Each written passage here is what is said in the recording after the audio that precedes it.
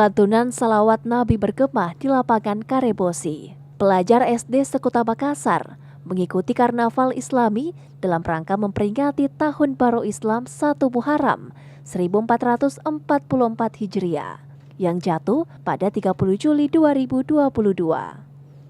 Rute karnaval yang dilalui para peserta yakni mulai dari lapangan Karebosi Makassar keluar menuju Jalan RA Kartini, kemudian belok kanan ke Jalan Kajau Lalido, lalu keluar lagi di Jalan Ahmad Yani dan kembali ke lapangan Karebosi.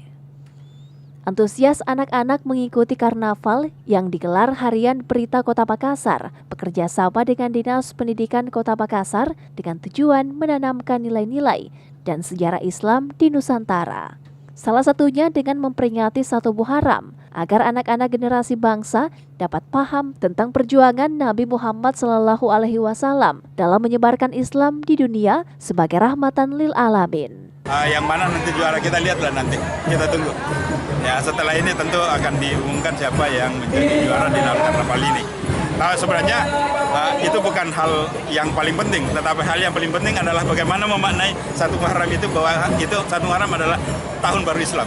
Alimuddin Taraweh juga menambahkan, karnaval peringatan 1 Muharram ini merupakan kegiatan yang pertama kali digelar cukup besar pasca COVID-19.